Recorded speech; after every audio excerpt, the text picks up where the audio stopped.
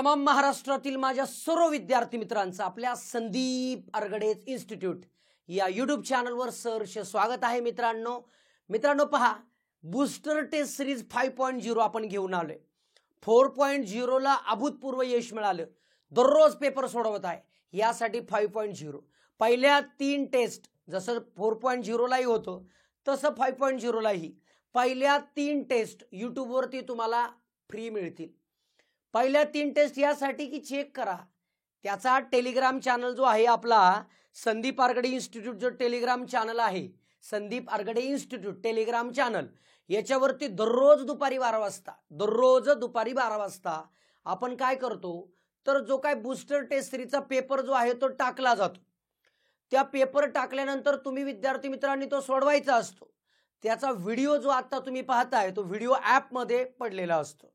म्हणजे या 15 टेस्ट 5.0 ला 15, 4.0 ला 15, पुढे वेळ मिळला तर 6.0, त्याच्या पुढे 7.0 मी कंटिन्यू चालू राहणार। दररोजचे मी 4-5 तास जरी प्रत्येक काम करत असेल तर तुमच्यापर्यंत फक्त 20 मिनिटाची टेस्ट आणि त्याचा व्हिडिओ एक्सप्लेनेशन 30 ते 35 मिनिटं सगळा कार्यक्रम उरकतोय। 30 ते 35 मिनिटं ह्यासाठी की बरोबर आलेल्या प्रश्नांचं तुम्हाला जी आयडिया क्लिअर आहे त्याचं व्हिडिओ एक्सप्लेनेशन बघायचं नाही। काय करायचं, जे चुकलेत, समजा एखादा विद्यार्थी मित्र असेल त्यांनी 15 टेस्ट जे काय टेस्ट मधले 15 प्रश्न सोडवलेत किंवा 20 पैकी 20 सोडवले, त्यातले त्याचे 15 बरोबर आले आणि 5 चुकले, तर त्या 5 चुकलेल्या प्रश्नांचंच त्यांनी एक्सप्लेनेशन बघायला पाहिजे।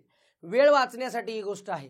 त्यामुळे आपल्याला तिथल्या तिथं चुका दाखवणारा कोण आहे तो व्हिडिओ आहे, तो आपली बूस्टर टेस्ट सिरीज आहे। बऱ्याच जणांचं गणित इतकं तगडं असतं, लय गणित भारी, त्यामुळे करत नाही, पण ऑन दी स्पॉट एक्झामला गेलं तर येतो त्यांचा स्कोर 12, 11, 13।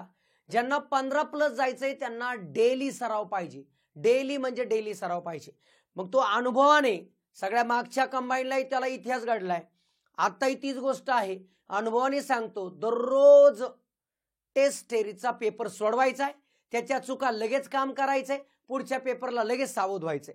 असं डेली नियोजन चालू असणार। मित्रांनो लक्षात ठेवा, पहिल्या 3 टेस्ट आपल्याला यूट्यूबवर मिळणार आहे। बाकीच्या टेस्ट सिरीज जॉईन करण्यासाठी आपला टेलिग्राम चॅनलवर लिंक आहे, आपल्या ॲपवरती जा, संदीप अरगडे इन्स्टिट्यूट, त्याच्यावरती तुम्हाला बूस्टर 4.0 मिळेल, बूस्टर 5.0 आता जस्ट चालू झाली आहे ती मिळेल, क्लिअर आहे। पुढे येऊन 6.0 मिळेल। लक्षात ठेवा, सोडवत राहा, ॲपमध्ये पेपर मिळेल आणि ॲपमध्येही मिळेल। याची फक्त आणि फक्त फी 110 रुपये आहे। लक्षात ठेवा, 110 रुपये एवढी कमी फी ठेवण्याच्या पाठीमागे उद्देश हाच की मित्रांनो, फुल ना फुलाची पाकळी जी म्हणतात की बाबा एखादी गोष्टीची मूल्य देऊन जर घेतली तर त्या गोष्टीचं किंमत राहते, म्हणजे कळलं। त्यामुळे तुम्हाला लक्षात ठेवता की या बॅचची फी, फक्त बूस्टर टेस्ट सीरीजची फी 110 रुपये आहे। तुम्हाला सगळ्यांना ती जॉईन करून काम करून घ्यायचंय। लक्षात ठेवा, आपल्या चुका सुधरत पुढे जो जाईल तो जिंकतो। सातत्य ठेवायचंय आणि रिझल्ट मिळवायचा आहे। बघा मग, पहिला जो काय टेस्ट मधला पहिला पेपर आहे त्याचा पहिला प्रश्न पहा। पेपरला प्रश्न बनवताना मी 20 प्रश्नापैकी नेहमी विद्यार्थी मित्रांना सांगत असतो, फक्त नॉलेज घेत नका चालू। नॉलेज घेणं सर येतं नाही। एक्झाम मध्ये 20 पैकी 20 प्रश्न सिक्वेन्सने सोडवणं हे सगळ्यांना जमल असं नसतंय। शक्यतो 99% विद्यार्थी मित्रांना जमलच असं नसतं, हे रियालिटी आहे। कारण तो असतो एक्झाम प्रेशर। काही वेळेस 10-15 मिनिटात सुद्धा तुमचे प्रश्न सुटू शकतील, पण तुम्ही एक नेहमी समजूतदारपणा ठेवायचा आहे। तो कोणता, तर सगळे 20 पैकी 20 प्रश्न सिक्वेन्सने सोडवण्यापेक्षा त्यातले जे आपल्या थोडक्यात टप्प्यामधले आहेत, जे आपले फेवरेट आहे, की जेव्हा सहज सुटू शकतात, जे टॉपिक तुम्हाला सहज येतात, त्या टॉपिकच्या आधारावरती असणारा प्रश्न सोडवायचं। म्हणजे सिलेक्टिव्ह पहिले 15 सोडवण्याची घाई नेहमी लक्षात ठेवायची। त्याच्यानंतर राहिलेल्या वेळामध्ये बाकीचे ट्राय करा, पण पहिला सेफ झोन मध्ये जाण्यासाठी आपल्या टेस्ट सिरीजचं ब्रीद वाक्य आहे एनी हाऊ 15+, म्हणजे 15च्या वरती जायचंय म्हणजे जायचंय। त्यासाठी पहिलं 15 सिलेक्शन गरजेचं आहे, देन पुढे मग तुम्हाला ही टेस्ट सिरीज शिकून देते की कोणते प्रश्न तुम्हाला स्किप करावे लागतात, कोणते प्रश्न त्याच वेळेस घ्यावे लागतात, कोणत्या प्रश्नावर कशी आयडिया घ्यायची, कसा विचार करायचा, कोणतं टेक्निक वापरायचा, पर्यायाचा वापर कसा करायचा, कुठे पर्यायाचा वापर केला जातो, कुठे नाही केला जातो, ही सगळी पद्धती तुम्हाला टेस्ट सिरीज सांगत असते. म्हणून दररोज टेस्ट सिरीज सोडवणं ही काळाची गरज आहे, लक्षात ठेवा. चला मग पहिला प्रश्न बघा. पहिला प्रश्न मी वयवारीचा घेतला होता. प्रश्न असा होता बघा, 6 जणांच्या कुटुंबातील सदस्यांचे सरासरी वय 36 वर्ष आहे. किती लोक आहेत? 6 लोकांच्या कुटुंबातील सदस्यांचे वय. लोक 6 आहेत. मग 6 जणांचे एकूण वय म्हणू त्याला. एकूण वय 6 जणांचे एकूण वय 6 गुणिले 36. चला 6 6 36, हातचा आला 3, 6 त्रिक 18 आणि 3 21, म्हणजे 216 हे 6 जणांच्या वयांची बेरीज झाली. ठीक आहे. आता पुढे जाऊया आपण. आता पुढे सर्वात लहान सदस्याचे वय व सर्वात मोठ्या सदस्याचे वय. सर्वात लहान सदस्याचे वय सर्वात मोठ्या सदस्याच्या वयाच्या 1/10 पट आहे. सर्वात लहान सदस्य जो आहे, समजा मी लहान सदस्य x मानला. लहान सदस्य 1/10 आहे म्हणजे मोठा 10 पट असणार. म्हणजे मोठा जो सदस्य आहे तो 10x होईल. लहान 1 काय 1/10 ज्याला म्हणतो आपण. मोठा हा 10x असणार, 10 पट असणार. त्यांच्या वयामध्ये किती अंतर आहे तर 45. म्हणजे यांच्या वयांमधलं म्हणजे या दोघांमधलं 10x वजा x बरोबर 45. म्हणजे 9x बरोबर 45. म्हणजेच काय, x बरोबर 45 भागिले 9, 9 5 45. म्हणजे x ची किंमत 5 आली. x ची किंमत 5 आली मित्रांनो. x 5 आला म्हणजे हा किती येईल 50. म्हणजे तुम्हाला कळतंय लहान आणि मोठा यांच्या वयांची जर बेरीज केली 5 आणि 50 म्हणजे 55 आली. तुम्हाला प्रश्न काय विचारलाय तर कुटुंबातील इतर 4 सदस्यांचे एकूण वय काय. सगळ्यांचं वय 216 आहे. इतरांचं काढायचं म्हणजे हे 55 वजा जर केलं तर काय येते बघा 1 आणि हे 16 161. ऑप्शन नंबर 3 बरोबर करेक्ट. लक्षात ठेवा प्रश्न कशा टाईपचा विचारला जातो. मी बूस्टर 4.0 किंवा टॉपिक वाईज आहे मागच्या टेस्ट सिरीज जर पाहिल्या तर तुम्हाला कळेल वयवारीतला ज्या पॅटर्नचा प्रश्न मागच्या टेस्टला घेतला तो पॅटर्न न घेता नवीन पॅटर्न कसा तुमच्यापर्यंत पोहोचेल, जेणेकरून आपल्याला कसाही आयोगाने फिरू दे आपल्याला तो आलाच पाहिजे, हे सगळं नियोजन ठेवून सगळी टेस्ट सिरीज बिल्ड केलेली असते. ही टेस्ट सिरीजचा पेपर मी स्वतः वैयक्तिक काढतो. 4 तास टेस्ट सिरीजचा पेपर काढणे, तो टाईप करून घेणे, शूटिंग करणं, सगळ्या गोष्टीला जवळपास दररोजचं 4 तासाचं नियोजन खास टेस्ट सिरीजसाठी ठेवलेलं आहे. याचा उद्देश एकच, क्लासेसला खूप सारे विद्यार्थी आहेत. क्लासेस करतात म्हणजे अमृत पिला असं नाही. क्लास केल्यानंतर गणिताच्या विषयाला दररोजची प्रॅक्टिसची गरज लागते. मग ती बूस्टर टेस्ट सिरीजच्या माध्यमातून त्यांनी दररोज करून घ्यावी, यासाठी सगळा अट्टा असे लक्षात ठेवायचं. याचं उत्तर ऑप्शन नंबर 3 बरोबर. ठीक आहे. बघा पुढे गेलो आपण. बघा पुढचा प्रत्येक टॉपिकमध्ये तुम्ही पाहताय, प्रत्येक टेस्टमध्ये पाहताय भूमितीचा 1 किंवा 2 प्रश्न मी टाकतो म्हणजे टाकतोच. कारण भूमितीवरती प्रश्न येतो तर भूमिती हा स्वतः एक विषय आहे. त्या भूमितीमध्ये काय विचारावं सगळ्या प्रकारचे क्वेश्चन जर तुमच्या डोळ्याखालून गेले तर अडचण येत नाही. आता इथं पहा, शेजारील आकृतीत एका वर्तुळात एक चौरस अंतर्लिखित केलेला आहे. एक वर्तुळ आहे त्याच्या आतमध्ये हा चौरस आहे. स्क्वेअर चौरस म्हणजे काय तर चौरसाच्या सर्व बाजू सारख्या असतात. त्या चौरसाची बाजूची लांबी 10 सेंटीमीटर आहे. म्हणजे हे 10 आलं, हे 10 आहे, हे 10 आहे, हे 10 आहे. म्हणजे चौरसाची बाजू 10 आली. क्लिअर आहे, दिलेली आहे आपल्याला. तुम्हाला काय सांगितलंय तर हे जे छायांकित भाग जो आहे, हा छायांकित भाग जो आहे, रेखांकित छायांकित जो भाग आहे त्या भागाचं आपल्याला क्षेत्रफळ काढायचंय. मग लक्षात ठेवा हा जो डार्क दिसतो पार्ट त्याचं क्षेत्रफळ काढायचंय. आपल्याला बघून कळतं की हा जो डार्क केलेला भाग आहे याचं क्षेत्रफळ काढायचं असेल तर वर्तुळाच्या क्षेत्रफळामधून जर चौरसाचं क्षेत्रफळ वजा केलं तर येऊन जाईल. म्हणजे मी त्याला रेखांकित किंवा छायांकित म्हणा, शेडेड पोर्शन, छायांकित भागाचे क्षेत्रफळ कसे काढेल मी बाबा. याचं क्षेत्रफळ म्हणजे साहजिकच मोठा जो आहे वर्तुळाचे क्षेत्रफळ मायनस चौरसाचे क्षेत्रफळ. आता क्षेत्रफळ सूत्र माझे पाठ पाहिजे बरोबर. वर्तुळाचे क्षेत्रफळ म्हणजे पाय r स्क्वेअर आणि चौरसाचे म्हणजे बाजू वर्ग. आता इथं गंमत अशी आहे, तर बाजू दिली आहे पण त्रिज्याचं काय, तुम्हाला एक गोष्ट लक्षात इथं आली पाहिजे. हा जो दिसतो तो वर्तुळाचा व्यास आहे जो चौरसाचा कर्ण आहे. मग चौरसाचा कर्ण कसा काढतात तर ते माहित पाहिजे आपल्याला. चौरसाचा कर्ण हा वर्गमुळात 2 गुणिले बाजू असतो. मग चौरसाची बाजू 10 आहे, 10 वर्गमुळात 2 हा कर्ण झाला, 10 वर्गमुळात 2 म्हणजे याची किंमत टोटल 10 वर्गमुळात 2 आली. म्हणजे तो वर्तुळाचा काय झाला, व्यास झाला. मग आपल्या वर्तुळाची त्रिज्या पाहिजे. पायची किंमत बाय डिफॉल्ट दिलेली त्यांनी 3.14, जर नसती दिली तरी आपण 3.14 किंवा 22/7 घेणार होतो. आर वर्ग, आता व्यास आहे, आर म्हणजे 5 वर्गमुळात 2चा वर्ग वजा बाजू म्हणजे बाजू, आता बाजूचा वर्ग म्हणजे 10चा वर्ग. करेक्ट आहे. मग हे सॉल्व्ह करूया आपण. हे काय येईल बघा, 3.14 गुणिले 5चा वर्ग 25 दुने 50, ओके, वजा 100. मग यांचं कॅल्क्युलेशन करू. 3.14 गुणिले 50, चला 0 ने गुणल्यानंतर 0 0 येतं, 5 ने गुणल्यावर 0, 5 चोक 20, हात चला 2, 5 1 5 2 7, 5 3 15, म्हणजे हे आलं किती 157.00. म्हणजे आपल्याला कळलं की यांचं जे आहे 157 वजा 100. मग तुम्हाला कळलं शेडेड पोर्शनचा एरिया किती आला, 157 मधून 100 गेले 57, ऑप्शन नंबर 2 बरोबर. करेक्ट. लक्षात ठेवा, इथं 2 गोष्टी कळल्या. वर्तुळाच्या क्षेत्रफळात सूत्र काय आणि चौरसाच्या क्षेत्रफळात सूत्र काय, ह्याचा मायनस केलं तर शेडेड पोर्शनचा एरिया येऊन जातो. बघा पुढचा प्रश्न काय आहे. अ आणि ब यांच्या पगारांचे गुणोत्तर 3:4 आहे आणि अ आणि क यांच्या पगारांचे गुणोत्तर 1:2 आहे. जर ब ला 32,000 रुपये पगार असेल तर अ ला क पेक्षा किती पगार कमी असेल. आता रिलेशन देताना अ ब दिलंय पण इथं ब क नाही दिलं, इथं अ क दिलंय. म्हणजे मला कळतं दोघांमध्ये कॉमन जो आहे तो मध्ये घ्यायचा, हा आला अ, ह्याच्या अगोदर घ्या ब आणि त्याच्यानंतर घ्या क. मग मित्रांनो रिलेशन देताना तुम्हाला अ ब दिलंय 3:4, म्हणजे हा 3 हा 4, 3:4 लक्षात ठेवा 3:4.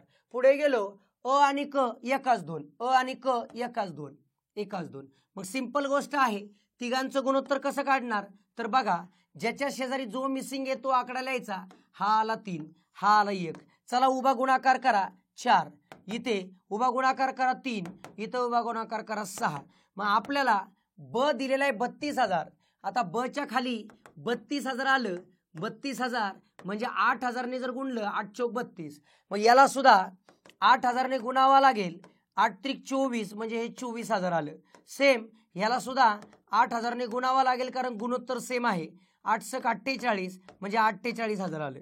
मग याच्यावरून कळतंय की तुम्हाला ए जर 32 बी जर 32,000 असेल तर अ जो आहे तो किती आहे 24 आणि क जो आहे तो 48. आपल्याला काय विचारलंय, अ ला क पेक्षा किती रुपये कमी मिळले, ह्याच्यापेक्षा किती कमी तर किती 48,000 वजा 24,000. मग यांची वजाबाकी केली तर 24,000च येते. मग 24,000 कमी आहे, ऑप्शन नंबर 1 बरोबर.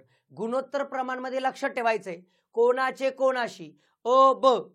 आता अच मध्ये का घेतला सर, कारण दोन्हीकडे कॉमन कोण आहे जो रिलेशन दाखवतो तो मध्ये घ्यायचा. लक्षात ठेवायचं एकदम इझी. ज्या प्रकारचा प्रश्न आपल्या टेस्ट सिरीज मध्ये होतोय, बूस्टर मध्ये होतोय, तो लक्षात ठेवा त्या टाईपचा प्रश्न चुकला नाही पाहिजे याची फक्त खबरदारी घ्या.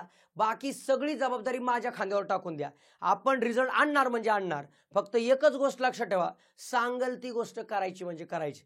कर म्हणलं की करायचं, डोक्यावर उभा राहा म्हणलं की राहायचं, विचारायचं नाही. कारण कोणताही गुरु, माझ्यासारखा कोणताही गुरु हा विद्यार्थ्याचं नेहमी कल्याणच विचार करत असतो. माझा विद्यार्थी कसा पुढे जाईल, माझा विद्यार्थी कसा पुढे जाईल, त्यासाठी सगळ्या टाईपचे क्वेश्चन कव्हर होणार आहे. फक्त विद्यार्थ्यांनी कमी पडू नये एवढंच लक्षात ठेवायचं. बघा पुढचा प्रश्न, आशा, उषा, निशा आणि दिशा एका सांस्कृतिक कार्यक्रमासाठी वर्गणी देतात, 4 जणी वर्गणी देतात. आशा निशाने दिलेल्या वर्गणीच्या दुप्पट वर्गणी देते. आशा निशाने दिलेल्या, मग चला मला माहित नाही तर निशाची वर्गणी आपण 100 रुपये मानू. मग आशा काय करते, निशाने दिलेल्या वर्गणीच्या दुप्पट म्हणजे 200.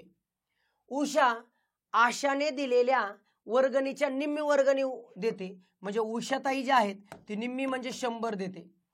दिशा उषाने दिलेल्या वर्गणीची निम्मी म्हणजे दिशा आहे ती किती देणार 50, हिच्या निम्मी म्हणजे 50. आता प्रश्न काय आहे बघा, सर्वात जास्त वर्गणी देणारी कोण आहे? आशा. आणि सर्वात कमी वर्गणी देणारी दिशा.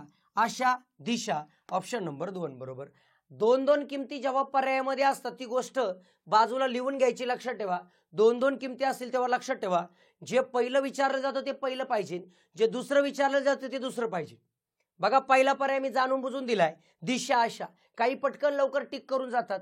इथे लक्षात आलं पाहिजे, पर्याय निवडताना ज्या सिक्वेन्सने प्रश्न विचारला गेलाय त्या सिक्वेन्सनेच उत्तर देणं गरजेचं आहे. म्हणजे मी नेहमी सांगतो, फक्त नॉलेज नको आहे, ते अप्लाय करणं गरजेचं आहे. आयोग आतापर्यंत कोणकोणत्या ट्रॅपमध्ये फसवतं, त्या ट्रॅपमध्ये मी आयुष्यात फसणार नाही एवढी फक्त काळजी घ्यायची, लक्षात ठेवा. आणि ते मी सांगत राहील, ते फक्त ऐकत राहायचं. बघा पुढचा प्रश्न पदावलीचा, एकदम इझी, येतोच, घ्यावाच लागतो. स्टारला गुणिले, डॉलरला प्लस, हॅशटॅगला मायनस, ॲट द रेटला काय आहे? भागिले. ठेवा आणि काढा. म्हणजे बघा कंस मामा आहे 25 स्टार, स्टारचा अर्थ होतो गुणिले 25 गुणिले 5, ॲट द रेटचा अर्थ होतो भागिले 25, ॲट द रेटचा अर्थ होतो भागिले 5, डॉलरचा अर्थ होतो प्लस 6, हॅशटॅगचा अर्थ मायनस 4, स्टारचा अर्थ होतो गुणिले 3, भागिले गेलो मी. चला काय येईल? मग इथे 18, ॲट द रेटचा अर्थ होतो भागिले 6, स्टारचा अर्थ होतो गुणिले 3, हॅशटॅगचा अर्थ होतो -5, डॉलरचा अर्थ होतो +1. चला सॉल्व करूया. वरती पहिला कंस मामा 25 5 125, 125 भागिले 25 भागिले 5 प्लस 6 वजा 4 गुणिले 3 भागिले, यांचा भागाकार होऊ शकतो का? हो. सायत्रिक 18, 3 गुणिले 3 वजा 5 प्लस 1. चला सॉल्व करूया. जेव्हा 2-2 वेळा भागाकार असतो तेव्हा लेफ्ट टू राईट जायचं असतं. यांचा विचार जर केला तर येतो किती? 5. 5 भागिले 5 म्हणजे उत्तर येते 1. या सगळ्यांचं उत्तर 1 येतं, लक्षात ठेवा. मग आता मी पुढे जातो. 1 प्लस 6 वजा 4 गुणिले 3 छेद 9 वजा 5 अधिक 1. एकन बघा गुणाकार करूया. 1 अधिक 6 वजा किती येतो? 12 छेद किती येते? 9 वजा 5 4, 4 छेद 4 आणि 1 5. वरती जर विचार केला 7 वजा 12 छेद 5 वजा 5 छेद 5 म्हणजे उत्तर आलं -1. ऑप्शन नंबर 4 बरोबर. लक्षात ठेवा, पदावली आपल्याला नेहमी काय शिकवते? व्ही बॉडमस हा जी एक काय आहे, तर ही एक अल्गोरिदम आहे किंवा एक पद्धत आहे की ज्या माध्यमातून पदावली सोडवताना हा क्रम वापर करावा लागतो. म्हणजे विनॅक्युलम, ज्याला रेखी कंस, ब्रॅकेट म्हणजे कंस, of, division, multiplication, addition, subtraction यांचा वापर करावा लागतो. एकदम इझी, कोणत्याच विद्यार्थी मित्राचा चुकत नाही. आणि आत्ताचा ट्रेंडिंगवर असणारा टॉपिक म्हणजे हा पदावली. बघा पुढचा प्रश्न. अवनी सकाळी आपल्या घरातून शाळेसाठी बाहेर पडते, बरोबर. ती आधी 150 मीटर दक्षिणेकडे जाते. याचा अर्थ हा जो आहे तो आहे दिशाज्ञान चाचणी. अवनी घरापासून बाहेर पडते, हे अवनीचं घर म्हणूया, घरातून बाहेर पडते. ती पहिल्यांदा दक्षिणेकडे किती जाते? 150 मीटर जाते, दक्षिणेकडे जाते. नंतर आता तिचं तोंड दक्षिणेकडे, नंतर डावीकडे जाते. डावीकडे किती जाते बघा? डावीकडे 250 मीटर. हे बघा, हे 250 मीटर, हे 250 मीटर आलं. नंतर ती पुन्हा डावीकडे म्हणजे वरती किती वळते? 150. हे बघा, वरती 150. नंतर तेथून उजवीकडे वळते आणि 300 मीटर चालते. मी थोड्या वेळा असा 300 म्हणेल, हा 300 मीटर, आणि शाळेत पोहोचते. म्हणजे ही आली तिची शाळा. तर आपल्याला प्रश्न काय विचारलाय? प्रश्न असा विचारलाय, अवनीच्या घरापासून शाळा किती अंतरावर आहे?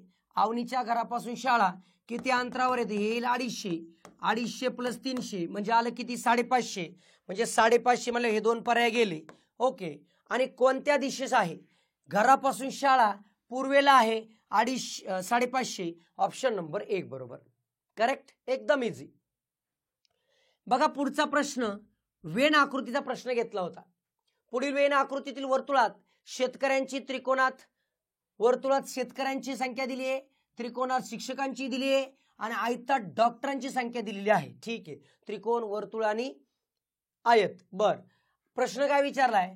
तर शेतकरी असलेल्या परंतु डॉक्टर नसलेल्या, डॉक्टर नाही म्हणजे आयतात नको, म्हणजे हे नको, 4 तर विषय संपला.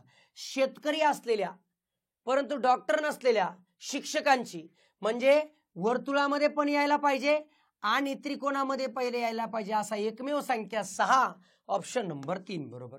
दोन्ही मध्ये कॉमन असणारा.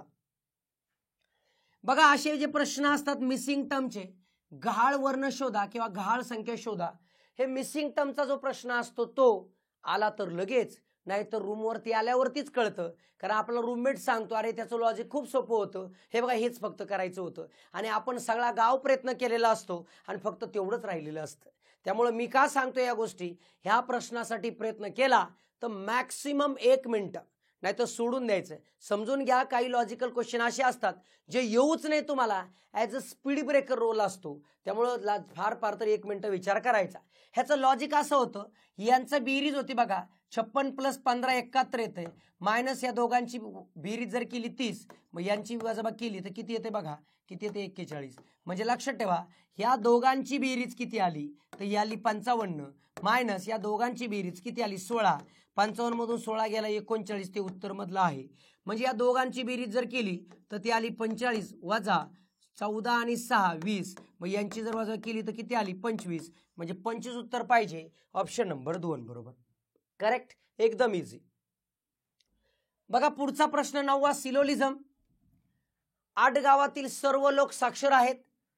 आडगावातील सर्व लोक म्हणजे आडगावातील लोक म्हणूया आपण, कोणतं गाव आहे आडगाव, आडगावातील लोक, आडगावातील लोक हे आतमध्ये आलं, हे सर्व साक्षर आहेत, साक्षर बाहेर. बर, आडगावातील काही लोक सुशिक्षित आहेत, काही लोक सुशिक्षित आहेत, हे सुशिक्षित म्हणूया. हा जो निळ्या कलरचा गोल दिसतोय सुशिक्षित आहेत. रामराव आडगावमध्ये राहतात, म्हणजे रामराव हे आडगावमध्ये राहतात, या गोलात येणार. आता इथं येऊ शकतात, इथं पण मी रामरावला नेहमी इथं लिहिणार, शक्यतो आतमध्ये जाण्याचा प्रयत्न करणार नाही. मग पुढे काय दिले बघा, रामराव साक्षर आहेत, रामराव साक्षर आहेत, हो 100% आहेत, करेक्ट. रामराव सुशिक्षित आहेत, आता असू शकतात, आहेत का नाही, चूक, म्हणजेच ऑप्शन नंबर 1 बरोबर. कन्फर्म जे बरोबर आहे त्याला बरोबर मानायचं, बाकी सोडून द्यायचं, बाकीचं चूकच मानायचं, लक्षात ठेवा. बघा पुढचा प्रश्न, तुळशीरामचा पगार कश्यपच्या पगारावर 20% जास्त आहे. कोणाचा? तुळशीरामचा पगार कोणापेक्षा? कश्यपपेक्षा 20% जास्त आहे. बर, जर तुळशीरामची बचत 720 रुपये आहे, जी त्याच्या पगाराची 4% आहे, म्हणजे समजा आपण म्हणूया तुळशीभाऊचा, तुळशीरामचा पगार, तुळशीरामचा पगार हा जो आहे, हा पगार जो आहे तो तुळशीरामचा पगार, तुळशीरामचा पगार हा जो आहे ह्याच्या 4% म्हणजे 720. तुळशीरामच्या पगाराच्या 7% ही पगार, म्हणजे मी सिंपल एक्स म्हणेल, एक्स गुणिले 4/100 म्हणजे एक्स बरोबर 720 भागिले 720 गुणिले 100 भागिले 4. मग काय येईल बघा, 4 ने जर भागलं, 4 एके 4, 18 चौक 72, 180 गुणिले 100 म्हणजे एक्स तुळशीरामचा पगार आला 18,000 रुपये. आपल्याला तुळशीरामचा पगार नाही विचारलेला, आपल्याला कश्यपचा पगार विचारलाय.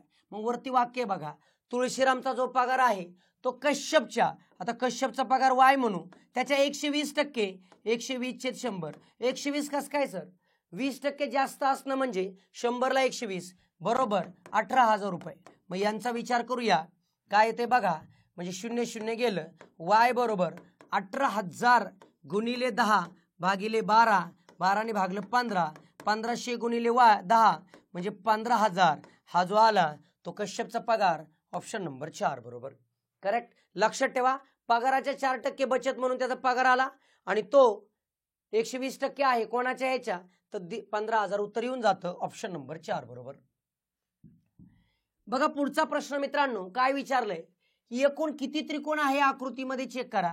आपल्याला एक गोष्ट माहिती आहे, ज्यावेळेस मी डायग्राम अशी काढतो आणि अशा रेषा मारतो तेव्हा याच्यात किती त्रिकोण होतात आपल्याला कळलं पाहिजे.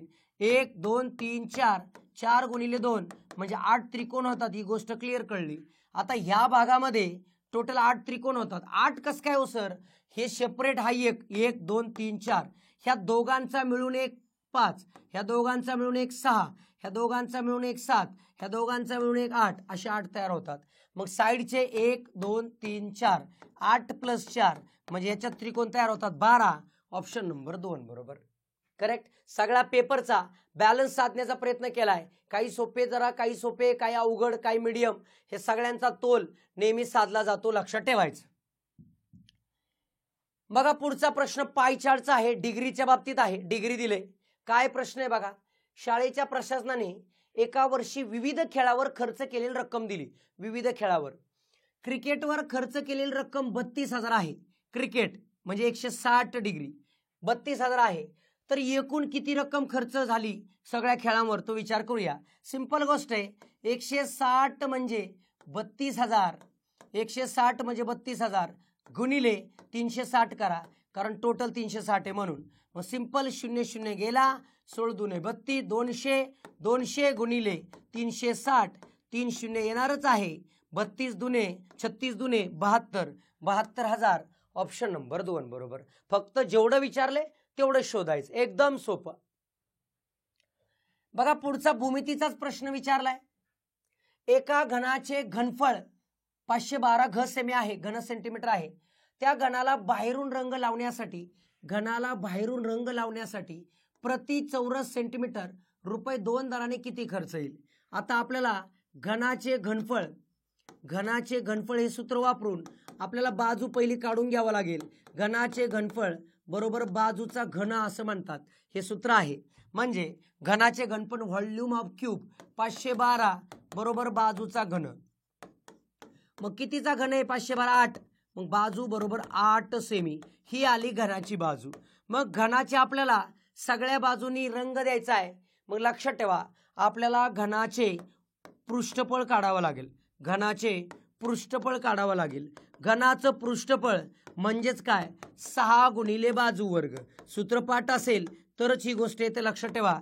6 गुणिले 8चा वर्ग बरोबर. आणि खर्च 2 रुपये सांगितलाय ते म्हणजेच 6 गुणिले 8 गुणिले 8 गुणिले 2 गुणाकार करू. 6 8 48 गुणिले 16, 48 गुणिले 16 यांचा विचार करा 480च्या पुढं आणि म्हणजे 1000च्या बारीक, म्हणजे हे गेलं. ऑप्शन नंबर 3 बरोबर. यांचा गुणाकार केला तर येतो 768. एवढा रुपये काय खर्च येईल. Option number 3. लक्षात ठेवा इथं 2 गोष्टी कळल्या. घनाचे घनफळ आपल्याला कळलं सूत्रावरून आणि घनाचे पृष्ठफळ काढलं. घनफळ आणि पृष्ठफळामध्ये काय फरक आहे. घनफळ म्हणजे पूर्ण भरीव आतमध्ये आणि पृष्ठफळ म्हणजे बाहेरून लेप, जो काय प्रकार आहे तो. बघा पुढचा प्रश्न वर्ग आणि वर्गमूळाचा घेतला होता. तुम्हाला दशांशापूर्णांक म्हणजे डेसिमल फ्रॅक्शनचा वर्गमूळ जमतंय का ही गोष्ट मला फक्त इथे चेक करायची होती. 196 हा 14चा वर्ग आहे. फक्त पॉईंट नंतर 2 डिजिट या जागी 1 डिजिट प्लस 219 17चा वर्ग आहे 17, 2च्या जागी 1, 225च्या जागी म्हणजे इथं आलं 15, 1.5. हे मायनस आहे मायनस. बरं इथं मायनस आहे ना, ठीक आहे. खाली बघा 256 हा 16चा वर्ग आहे. इथे 1 2 3 4 5 6 7 8, 8च्या बदल्यात 4 घ्यावा लागतंय. ओके चला वरचं सोडूया. ह्या दोघांची बेरीज केली 3.1 वजा 1.5 छेद 0.0016 यांची वजा केली तर येते 1.6 छेद 0.0016. आता लक्षात ठेवा पॉईंटची गंमत आहे. खालचे पॉईंट 4 गायब करण्यासाठी वरती ऑलरेडी किती आहे बघा. समजा मी 0 देऊन घेतलं आणि 4 घरं पुढे गेलं तर काय ते बघा 16,000 भागिले 16, 16ने 16ला भागलं 1 म्हणजे फायनल उत्तर आलं 1000. म्हणजेच ऑप्शन नंबर किती 3 बरोबर. का 1000 म्हणजेच मित्रांनो 10चा 3रा घात म्हणजे एकावर 3 शून्याचा अर्थ असतो. क्लिअर लक्षात आलं पाहिजे. ऑप्शन नंबर 1 बरोबर. म्हणजे वर्ग आणि वर्गमूळ ही कन्सेप्ट आहे. बघा मित्रांनो पुढचा प्रश्न. एका कंपनीने आपले 3 प्रतिनिधी कंपनीची जाहिरात करण्यासाठी बाहेर गावी पाठवले. किती प्रतिनिधी बघा 3 प्रतिनिधी. पहिला प्रतिनिधी दर 6 दिवसांनी, दुसरा 8 दिवसांनी आणि तिसरा 12 दिवसांनी कार्यालयात येऊन अहवाल सादर करतो. जर ते तिन्ही प्रतिनिधी कार्यालयात 4 महिन्यात किती वेळा एकत्र येतील. 4 महिन्यात किती वेळा एकत्र येतील. क्लिअर गोष्ट आहे. एकत्र येणे म्हणजे पुढे येणं म्हणजे लसावी. कोणाचा लसावी 6 8 आणि 12 ह्या तिघांचा लसावी काढायचा आहे. तोंडी पण जमतो. तर लक्षात ठेवा तिघांना 2 ने भाग जाईल. बेत्रिक 6 बेचोक 8 बेसक 12. आता तिघांना जात नाही तर दोघांना द्या. दोघांना जाईल 2 2 ने. 2 ने दिला 3 तासात 2 दुने 4 बेत्रिक 6 आता कितीने जाईल, आता 3ने जाईल, 3 एके 3, 2 तासात 3 एके 3, मग यांचा जो गुणाकार येतो तो माझा काय असतो, लसावी. 2 दुने 4, 4 त्रिक 12, 12 दुने 24, म्हणजे लसावी आला किती, तर 24.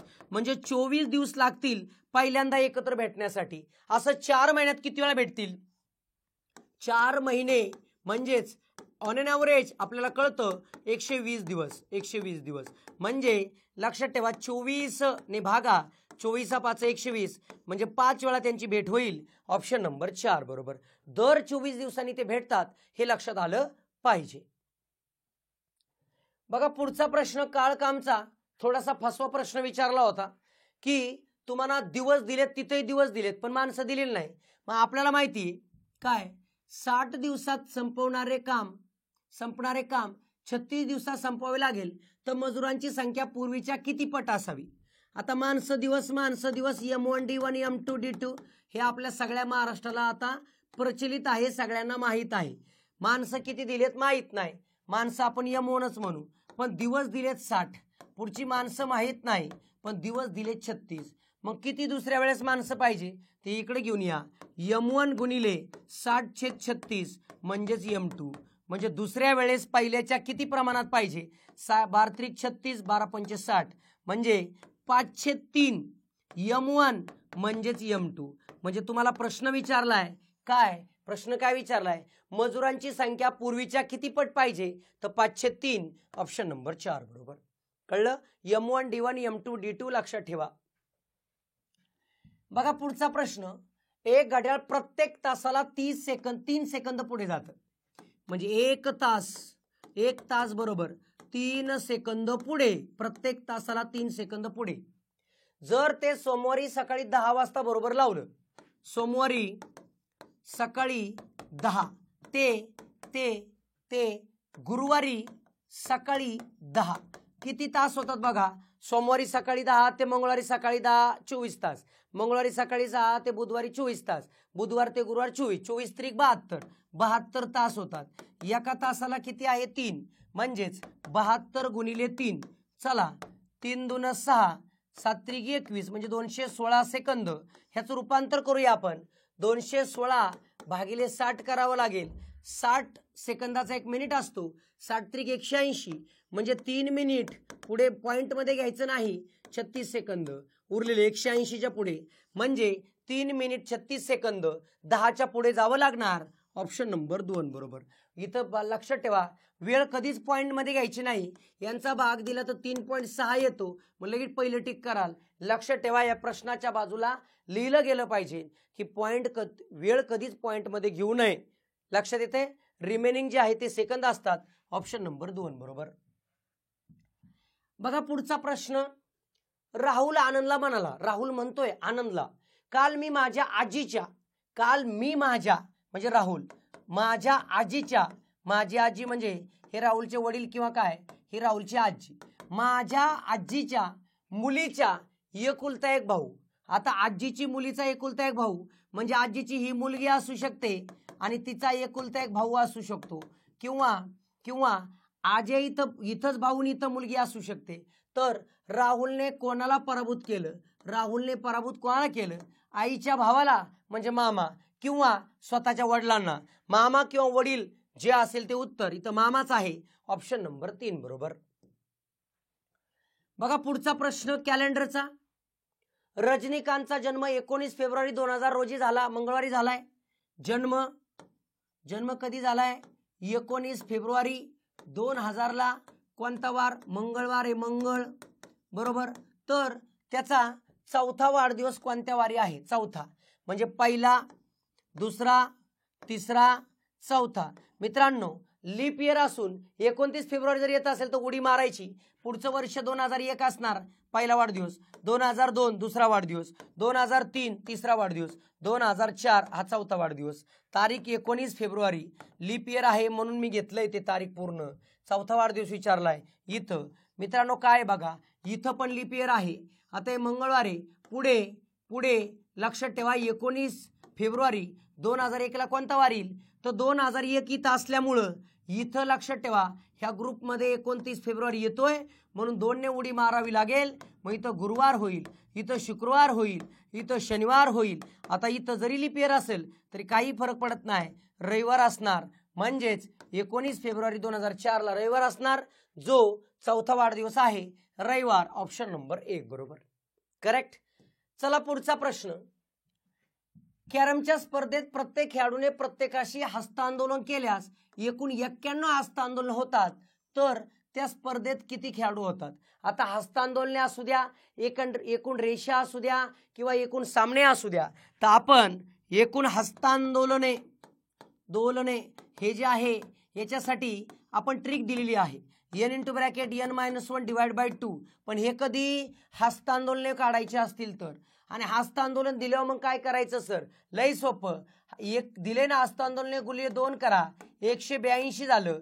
182 पेक्षा मोठा कशाचा वर्ग? मोठा कशाचा वर्ग? कशाचा वर्ग? ह्याच्यापेक्षा मोठा 196, जो कशाचा वर्ग आहे? तर 14चा वर्ग आहे. बघा लक्षात ठेवा, 14चा वर्ग 196 जो मोठा आहे 182 पेक्षा. म्हणजेच किती लोक असणार, किती खेळाडू असणार? 14. ऑप्शन नंबर 4 बरोबर. तुम्ही बाय ऑप्शन सोडू शकता. 14 × 13 / 2, 2 ने भागलं 7, 13 7 91. ओके, ऑप्शन नंबर 4 बरोबर. म्हणजे असं हस्तांदोलनाचा प्रश्न कळला पाहिजे. अशा तऱ्हेने 20 पैकी 20 प्रश्नांचा आपण सोल्युशन पाहिले.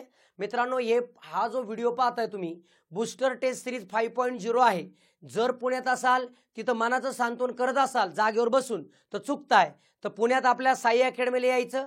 तिथं ऑफलाईनसाठी दुपारी 2 वाजता, जो झोपेचा काळ आहे त्या काळात मी पेपर आणतोय. तुम्ही पेपर सोडवायचा आहे टाइम लावून. तुमच्या तिथं प्रेशर, कारण 200-250 पोरं एकत्र बसलेले असतात. त्या 200-250 पोरांचा जो प्रेशर असतो, त्या प्रेशरमध्ये पेपर सोडवायला शिकायचं, तेव्हा आपल्याला आउटपुट मिळतं. हे लक्षात ठेवा. पुण्यात असलेल्या पोरांनी अकॅडमीला संपर्क करायचा आहे. जे महाराष्ट्राच्या कानाकोपऱ्यात आहे त्यांनी ही बूस्टर टेस्ट सिरीज जॉईन करून काम करून घ्यायचंय.